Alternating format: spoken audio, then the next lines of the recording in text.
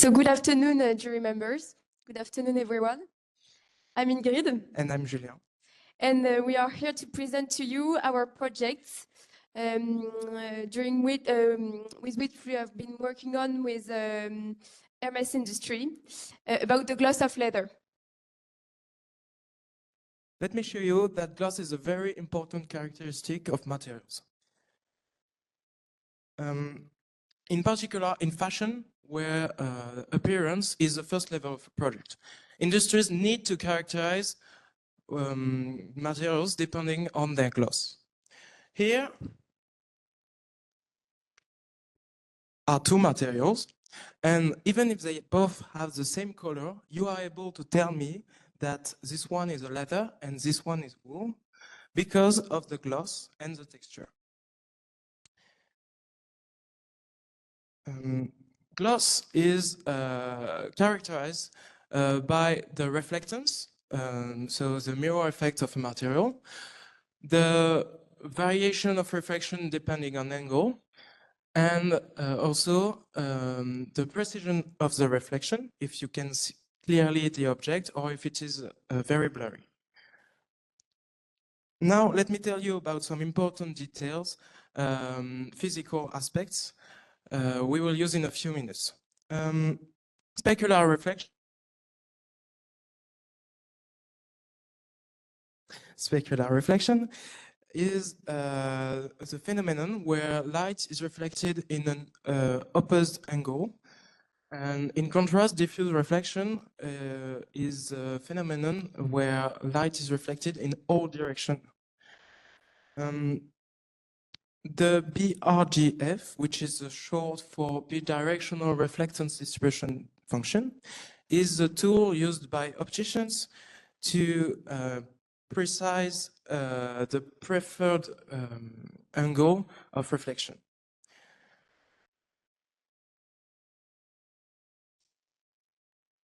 So to measure gloss, we used three different approaches. The first one is the gloss meter. The second one, a sensory metrology. And the third one, a gloss scanner. So the gloss meter is a normalized commercial instrument which uses the specular reflection to measure the gloss, so the mirror reflection. However, the relief of the samples can generate errors. So the gloss meter is more adapted for flat surfaces. This was the main issue of our project, succeeding in measuring gloss, but taking into account the relief of the sample. Yes, the relief, which can be scaly, wavy, grainy, etc.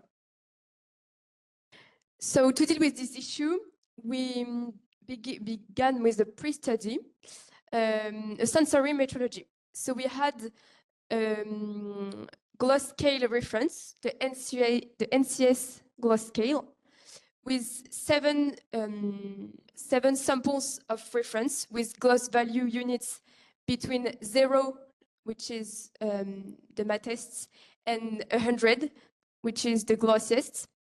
And the goal was to take a sample of leather and to compare this sample with the gloss scale reference and to associate the nearest value of reference with this sample. So we did this experiment with several people and we obtained statistics. The third method was the use of the gloss scanner to measure the BRDF.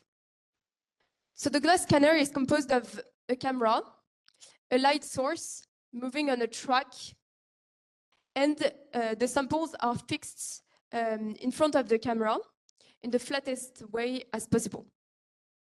So the camera takes a video during which the light source moves linearly on the track and enlighten, as you can see on the video, the sample of leather, in order to enlighten each part of the sample and to take into account the relief of the sample.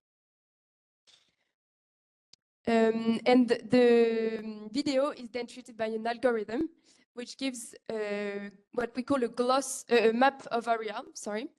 And the map of areas can be linked with the gloss values thanks to a reference curve. To do the measurements, we integrate the area under the curve over the angle. The values of integrated areas appear on this kind of gloss maps. And thanks to previous work, we can have a match between the areas and the gloss value.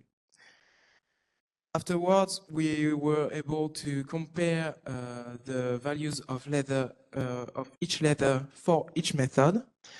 And it is very important to keep in mind that we want the measures to be as close as possible to what we perceive as humans. So, but as you may all know, perception is very subjective and depends on the type of ambient light. So, it creates many uncertainties to the survey. The results showed that the scanner is more reliable than the gloss meter because it gave closer value to the survey. And that is indeed the outcome we were expecting, since this gloss meter is based on specular reflection. Lastly, I'll give you some details about the gloss map. As you can see, leathers are practically uniform, and some pixels have higher values than others.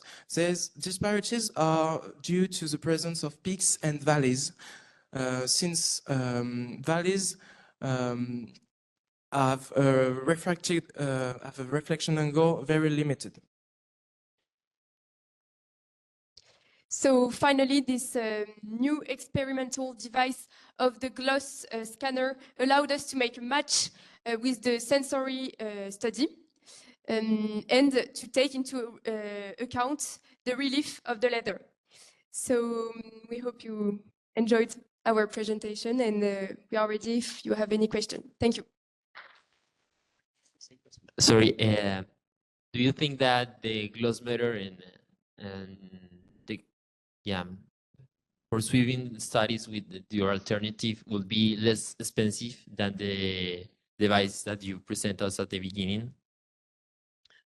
I think that the prices are on the same order of magnitude, because as you saw, the experimental device is not so complicated. Like, you need a camera, you need a light source, and that's pretty all you need, what you need.